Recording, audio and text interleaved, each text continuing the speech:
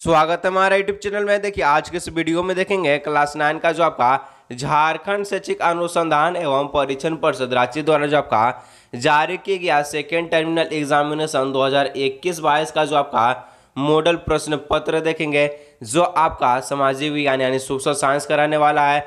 आज की इस वीडियो में सेट 3 को देखेंगे। सेट 1 और 2 अपलोड हो चुका है, जाकर देख लीजिएगा। डिस्क्रिप्शन में लिंक दिया गया है और आज की इस वीडियो में अंत तक जरूर बने रहिएगा और अपने सभी दोस्तों के साथ इस वीडियो को जरूर शेयर कीजिएगा। और चैनल पर पहली बार आए तो चैनल को सब्सक्राइब करके साथ ही बेल आइकन को प्रेस कर नोटिफिकेशन को ऑन कर दीजिएगा। तो चलिए वीडियो को स्टार्ट करते हैं, वीडियो पर अंत तक बने रहिएगा। तो चलिए पहला प्रश्न हम लोग देखते हैं इस वीडियो का। देखिए सबसे पहले आपको जो है खंड आ को देखना है, जिसमें आपको अति लघु उत्तरीय प्रश्न रहेगा, जिसमें आपको 7 प्रश्न पूछेगा, 5 प्रश्न का उत्तर देना है, जो कि एक प्रश्न का अधिकतम संख्या 2 नंबर रहेगा।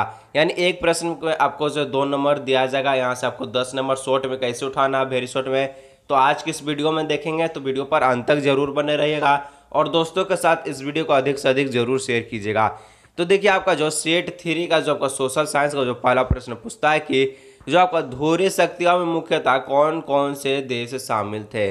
वो जो ध्रुवीय शक्तियाँ था उसमें कौन कौन से देश शामिल थे, तो ध्रुवीय में आपका जगह जर्मनी, इटली और जापान मुख्यतः ध्रुवीय शक्तियों में शामिल देश थे। ठीक है, तो मित्र राष्ट्र में कौन कौन से थे, तो उसको कमेंट में आप जरूर बताइएगा। उसके बाद देखिए आपका जो 2 नंबर का प्रश्न पूछता है कि स्लीपर से आप क्या समझते हैं। तो स्लीपर से आपको क्या समझते हैं उसको बताना है। तो उत्तर क्या है, तो रेल की पटरी जो है, रेल में की जो पटरी आता है उसके जो आर पार लगे लकड़ी के तख्ते को, जो पटरी को उनकी जगह पर रोक सकते हैं, रोके रखते हैं, उन्हें स्लीपर कहा जाता है। यानी जो रेल का पटरी रहता है उसके आर पार जो लकड़ी का तख्ता रहता है जो पटरी को रोकता है, तो उन्हें स्लीपर कहते हैं। याद कर लीजिएगा और नोट कर लीजिएगा, जितना भी बताया सभी को नोट करिए, समझिए, याद करिए और एग्जाम में गर्दा मचा कर आइए। तो 3 नंबर का प्रश्न पूछता है कि आपका निर्धनता रेखा से आप क्या समझते हैं, ये पॉवर्टी लाइन से आप क्या समझते हैं। तो देखिए इसमें आपको जो है निर्धनता रेखा क्या समझते हैं, तो इसमें क्या कुछ करना नहीं है। तो निर्धनता रेखा एक गरीबी मापने की एक रेखा है, एक ऊंची आमदनी से कम आमदनी होने पर उसे निर्धनता रेखा में रखा जाता है। मतलब जो है किसी व्यक्ति को जो है कभी जो एक दिन का 1000 कमाता है, तो कभी वो एक दिन का 100 रुपया तक कमाता है, तो वही इसी को कहते हैं क्या, निर्धनता रेखा। मतलब जो है गरीबी मापने की एक रेखा है, जो कभी जो उसकी ऊंची आमदनी हो जाती है, कभी कम आमदनी है। एक दिन में कोई 1000 कमाता है तो कोई 100 कमाता है, तो इसी को क्या कहेंगे, निर्धनता रेखा कहते हैं। तो इसको याद करिए, नोट करिए कॉपी पर। उसके बाद देखिए आपका जो 4 नंबर का प्रश्न पूछता है कि सार्वजनिक वितरण प्रणाली से आप क्या समझते हैं। सार्वजनिक वितरण प्रणाली से आप क्या समझते हैं, उत्तर क्या हो जाएगा, केंद्र सरकार भारतीय खाद्य निगम के द्वारा किसानों से जो अधिप्राप्त अनाज को विनियमित का राशन की दुकान के माध्यम से समाज के गरीब वर्गों में वितरित करते हैं, इसे सार्वजनिक वितरण प्रणाली कहते हैं।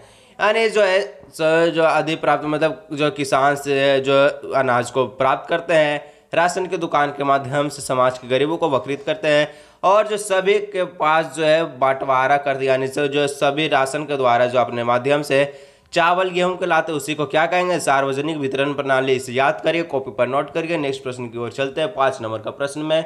तो 5 नंबर का प्रश्न क्या पूछता है कि देखिए कि भारत में राष्ट्रीय मानवाधिकार आयोग का गठन कब किया गया। भारतीय राष्ट्रीय मानवाधिकार आयोग गठन कब किया गया, तो ये 12 अक्टूबर 1933 में किया गया। भारत का राष्ट्रीय मानवाधिकार आयोग का एक स्वास्थ्य विधिक संस्था है जिसकी स्थापना इसका स्थापना 12 अक्टूबर 1933 को हुई। इसको याद करिए, नोट करिए। नेक्स्ट प्रश्न 6 नंबर की ओर चलते हैं। तो क्या कि शिक्षा का अधिकार से क्या समझते हैं, शिक्षा का अधिकार से आप क्या समझते हैं। तो शिक्षा का अधिकार मौलिक अधिकारों में से एक है। यानी मौलिक अधिकार जो आपका सेकेंड जो आपका पूछा था सेकेंड सेट में, उसमें पूछा तो मौलिक अधिकार के बारे में बहुत प्रश्न है, तो उसको देख लीजिए। सेट 1, 2 को देख लीजिए, क्योंकि वो भी आपका जो मॉडल पेपर ही है, और सेट भी आपका 3 भी मॉडल पेपर, यानी तीनों सेट को आप देखिए।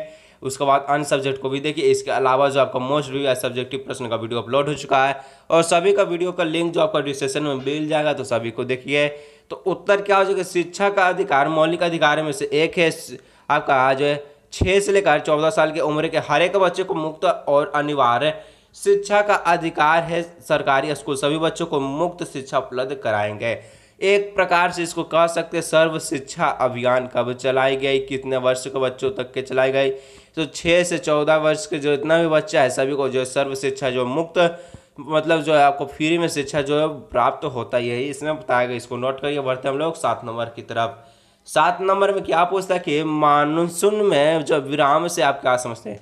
मानसून में विराम से आप क्या समझते हैं। मानसून जो आप जो है एक वक्त रुक जागता है, आराम करने लगता है, उससे क्या समझते हैं। देखिए आराम तो होगा नहीं, विराम यानी जो अपना अवस्था को वो रोक देता है, ठीक है, तो उसको क्या समझते। उत्तर क्या हो जाएगा, मानसून में जो विराम का अर्थ है वह शुष्क समय जिसमें वर्षा नहीं होती है, कुछ ही दिन मानसून वर्षा होती है फिर रुक जाती है, जिसके कारण मानसून में विराम आ जाती है, यानी मानसून में जो रुकावट आने लगती है। तो इसको नोट करके बढ़ते हम लोग खंड व लघु उत्तरीय प्रश्न में, जिसमें आपको इसमें भी क्या पूछा है, तो 7 प्रश्न पूछेगा, 5 प्रश्नों को उत्तर देना, 1 प्रश्न में 3 नंबर आपको दिया जाएगा, यानी 15 नंबर आपको जो है शॉर्ट में कैसे उठाना इस वीडियो में देखेंगे, जिस प्रकार हम लोग वेरी शॉर्ट को देखें। देखिए 8 नंबर का जो आपका प्रश्न पूछता है कि 8 नंबर में नासी लोग यहूदियों से घृणा क्यों करते थे।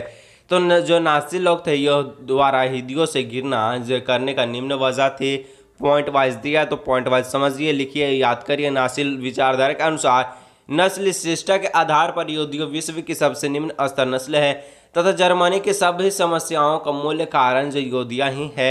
यहूदिया लोग जो जर्मन समाज से बिल्कुल अलग बस्तियों में रहते थे जिन्हें घेटो कहा जाता था। और 3 नंबर में कि जर्मनी के अनुसार जो यहूदिया आदतन हथियारे और सुद खोर थे।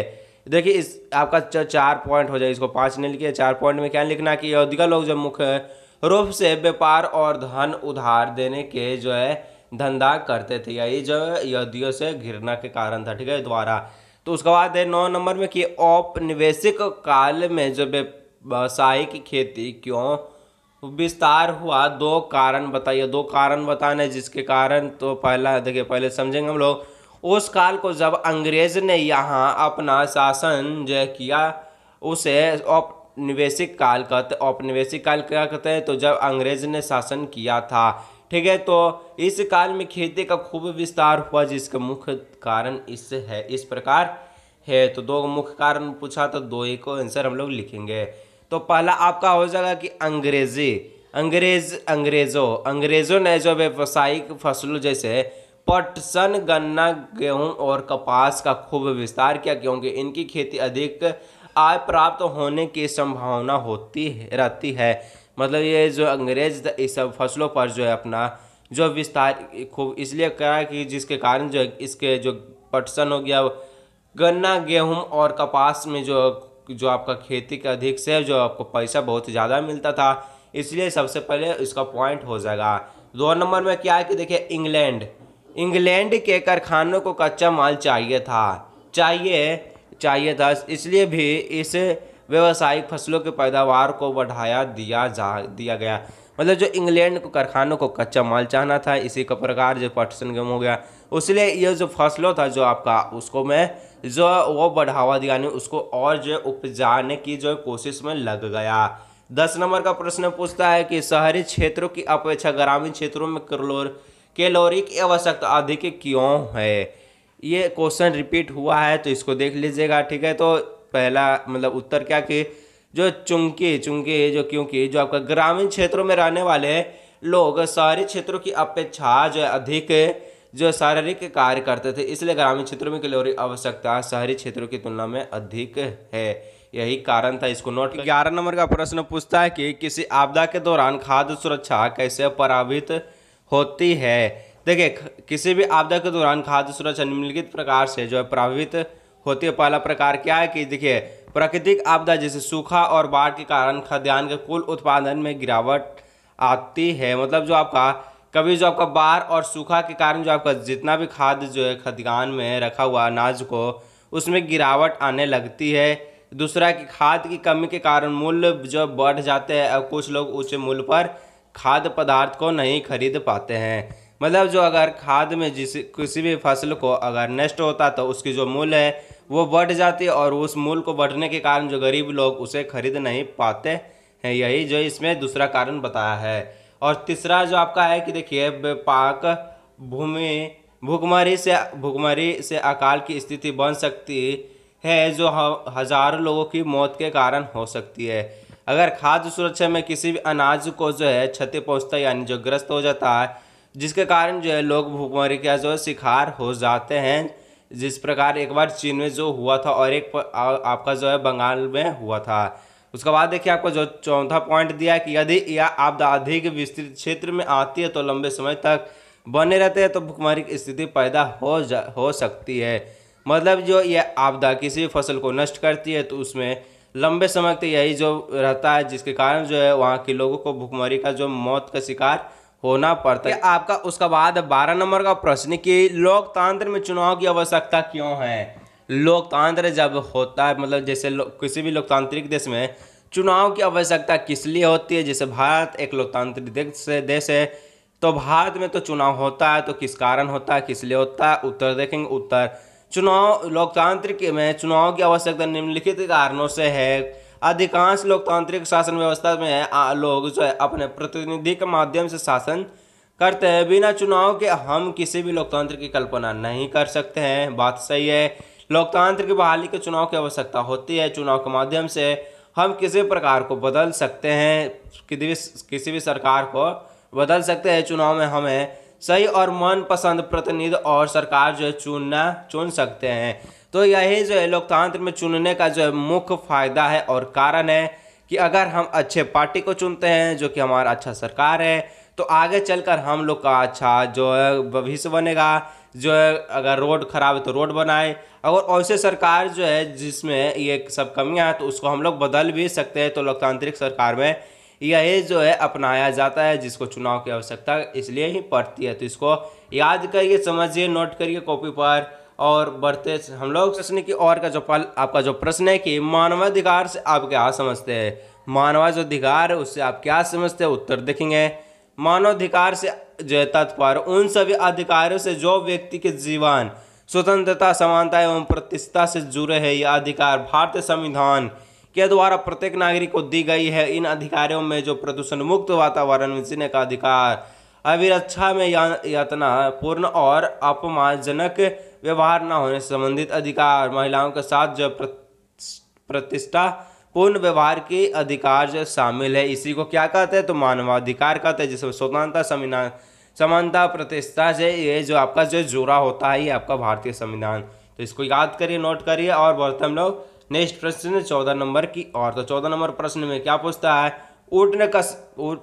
उष्ण कटिबंधीय पर्णपाती जो है वनों को वर्णन करें और उनके मुख्य वृक्ष का जो है नाम लिखे हैं। तो देखते हैं हम लोग।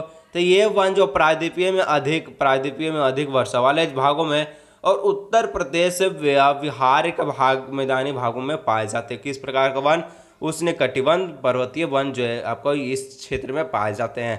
तो भारत में ये जो बहुतायत में जो पाए जाते हैं, इन्हें मानसून वन भी कहा जाता है। ये वन जो 70 से 200 सेंटीमीटर वार्षिक वर्षा वाले क्षेत्र में पाए जाते हैं, जहाँ उपलब्धता आधार पर इन वनों को आर्द्रता और शुष्क वन पर्णपाती वन में बांटा गया है। जहाँ की जो वर्षा जो आपका सेंटीमीटर कितना है तो 70 से लेकर 200 सेंटीमीटर तक जहाँ वर्षा होता है वहीं पर ये जो वृक्ष आपका जो वन पाया जाता है। पर उष्ण कटिबंध पर्णपाती वन, ठीक है। तो इसी को जो शुष्क और जो आपका गर्म और आर्द्र के समय यह पर्णपाती में बांटा जाता है। आगे देखिए क्या लिखता है कि सगौन इन वनों की सबसे अच्छे प्रमुख प्रजाति है बांस, साल, शीशम, चंदन, सवेर, कुसुम, अर्जुन तथा शाहतूत के वृक्ष व्यापारिक महत्व वाले प्रजातियां है। तो इसको नोट करिए। बढ़ते हम लोग खंड सा जो आपका दीर्घ उत्तरीय यहाँ से स्टार्ट होता है, जिसमें आपको 5 प्रश्न दिया जाता है, 3 प्रश्न का उत्तर देना है। तो देखिए कि इसमें इसको कैसे, इसमें और एक प्रश्न को आपको जो 5 नंबर दिया जाता है तो 15 नंबर यहाँ से कैसे उठाते। जैसे वेरी शॉर्ट को देखें उसी प्रकार हम लोग लॉन्ग को देखेंगे, समझेंगे और याद करना है। तो वन संरक्षण के उपाय का वर्णन कीजिए। तो वन संरक्षण के लिए सख्त कानून बनाए जा सकते हैं। वृक्षारोपण, पेड़ को काटने पर रोक लगाना, वनों को आग से बचाना, वनों को अधिक चराई से बचाना, यही जो आपका वन संरक्षण के उपाय का वर्णन है, तो इसको नोट करिएगा। बढ़ते हम लोग नेक्स्ट प्रश्न की ओर। तो 16 नंबर का जो आपका प्रश्न पूछता है कि जो आपका कि किसी देश के आर्थिक विकास और निर्धनता उन्मूलन के बीच एक गहरा संबंध है, इस कथन की व्याख्या कीजिए। तो उत्तर क्या हो सकता है? किसी देश के आर्थिक विकास और निर्धनता उन्मूलन के बीच विपरीत संबंध है। अगर आर्थिक विकास में वृद्धि होती है तो निर्धनता में कमी आती है, और विकास की उच्च दर से निर्धनता को कम करने में एक महत्वपूर्ण भूमिका निभाई है। 1980 के दशक जो है भारत की आर्थिक समृद्धि दर विश्व में सबसे अधिक रही, जो आपका है भारत में। उसके बाद आर्थिक समृद्धि और निर्धनता उन्मूलन के बीच एक घनिष्ठ संबंध है, और आर्थिक समृद्धि अवसरों को व्यापक बना देता है, जो मानव विकास में निवेश के लिए आवश्यक संसाधन उपलब्ध कराती है, या शिक्षा में निवेश से अधिक आर्थिक प्रतिफल पाने की आशा में जो लोगों को अपने बच्चों को लड़कियों सहित स्कूल भेजने को प्रोत्साहित करते हैं, यही इसमें बताया गया। तो बढ़ते हम लोग नेक्स्ट प्रश्न 17 नंबर की ओर। तो 17 नंबर का जो आपका प्रश्न पूछा है कि देखिए भारत के चुनाव प्रणाली के विभिन्न घटकों का वर्णन कीजिए। भारत के चुनाव प्रणाली जो है इसको विभिन्न घटकों में हम लोग को वर्णन करना, तो हम लोग बारी बारी से समझ गए। तो भारत के चुनाव प्रणाली के निम्नलिखित घटक पहला क्या है? जो चुनाव की घोषणा सबसे पहले चुनाव आयोग द्वारा चुनाव का अधिसूचित निर्देश तथा घोषणा किया जाता है, पहला पॉइंट। दूसरा है नामांकन पत्र भरना। तो प्रत्येक जो प्रत्याशी द्वारा जो चुनाव का पत्र भरा जाता है। 3 नंबर क्या है कि चुनाव जो है चिन्हों का आवंटन, जिन प्रत्याशियों का जांच के बाद चयन हो जाता है उन्हें चुनाव लड़ने के लिए चुनाव चिन्ह दिया जाता है। ये सब के बाद चुनाव चिन्ह मिलता है, जैसे जो भारतीय जनता पार्टी बीजेपी का कम ले तो इसको कम मिलता है। तो ये जो आपका दो अगर आप फॉलो करते हैं, दो नियम, पहला जो और दूसरा, तो आपको तीसरा में चुनाव चिन्ह दिया जाता है। चौथा क्या है? घोषणा पत्र जारी नहीं करना। प्रत्येक राजनीतिक चुनाव जीतने पर जो उनके द्वारा किए जाने वाले कार्य की घोषणा करता है। चुनाव अभियान सभी प्रत्याशी चुनाव जीतने के लिए चुनाव प्रचार में लग जाते हैं। मतदान देश के ऐसे नागरिक जिनका जो वोटर कार्ड बन गया है वह चुनाव का या मतदान केंद्र में आकर अपना मत दे सकते हैं। मतलब वोट कैसे देना है? तो आपको जब भी आपका पास जो वोटर कार्ड बनेगा तो आपको वोट देना पड़ेगा। तो अभी आप तो वोट दे नहीं सकते हैं क्योंकि आपका तो वोटर कार्ड होगा नहीं, और 18 साल की आयु से आप वोट दे सकते हैं। उसके बाद क्या है कि देखिए जो आपका क्या था 5-6 नंबर देख लिए, हाँ 6 नंबर हम लोग देख लिए, नहीं देखे कि देख लिए। 7 नंबर क्या कि मतों की गणना मतदान हो जाने के बाद प्रत्याशी को मिले जो है मतों की गिनती की जाती है। परिणाम का घोषणा, तो मत की गिनती के बाद जो है प्राप्त मतों को जो है घोषणा की जाती है, जिस प्रत्याशी का सबसे मत प्राप्त होता है उसे विजय घोषित किया जाता है। तो ऐसे चुनाव होता है जिसका ज़्यादा वोट पड़ता है, जिससे सब जनता अधिक जो है सहायता करता है, तो वो अपना जो है अब वो अपना चुनाव में जीते जाता है। तो इसी को बताया गया था। 18 नंबर को हम लोग देखेंगे क्या प्रश्न है कि प्राकृतिक वनस्पति को प्रभावित करने वाले कारकों की चर्चा कीजिए। उत्तर प्राकृतिक वनस्पति को प्रभावित करने वाले निम्न कारक वाले निम्नलिखित है। तापमान से पहले तो एक पौधे को अपने विकास के लिए कम से कम 6 डिग्री सेल्सियस मासिक औसत तापमान की आवश्यकता होती है। इससे कम तापमान पर पौधे जो है नहीं पनप सकते हैं। इसी तरह उच्च तापमान से भी पौधे मुरझा सकते हैं। वर्षा, तो वर्षा या वनस्पति के विकास में एक महत्वपूर्ण कारक है। विभिन्न पौधे हेतु तो वर्षा की मात्रा की भिन्न आवश्यकता होती है। 3 नंबर देखेंगे तो देखिए मिट्टी से, 3 नंबर क्या? मिट्टी से।